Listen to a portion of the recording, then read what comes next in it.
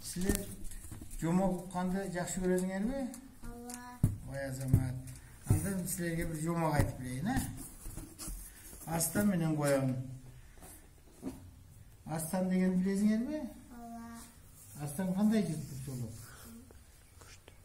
Күчтүү.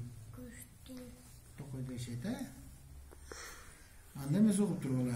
Калың токойдун четиндеги караандуу жерде бир коён жашап, коркоктугунан казып алган ийинен чыга албай, bir күнү коркуп ийинде жата берип, кантип күн көрөм, атасынын көрүп бир баатыр болуп көрөйүн деп ойлоду да, ошол замат ийинен чыкты.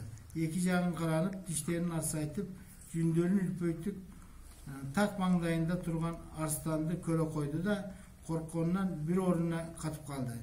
Арстан коёнун жанына келип, бакыран көзүм, колго түштүң эми сени жейин деп тиштерин качыратып, эки чайнап бир чутчутай болду.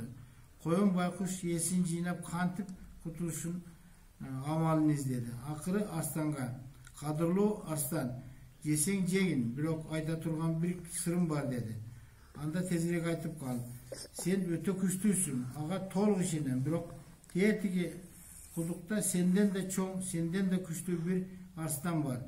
Ал бая күнү сени жеймин деп ачууланып жатканын угуп калдым. Оболу ошого барып бир беттешип көр. Сенин күчүңдү да көрүп калайын. Мен кайда качмак элем. Андан деле жейсиң сырттан" деп жолоруй карайт. Өзүнүн күчтүү жанды уккан Арстан чындап ачууланып: "Кана, менден күчтүү арстанды көрсөтчү. Ал кайсы жерде ээрчитип бар" деп коёнго буйрук кылды. Коён Арстандын терең кудукта ээрчитип барып: "Ушул кудукта өзүң карап көрсөң" деди. Арстан кудукка эңкейип карап, өзүнүн көлөкөтүн суудан көрдү да: "Мына бул саксайган арстан кантип эле кем калайын, кана кармашып көрөлү" деп ачуусу менен кудукка секирип түшөт.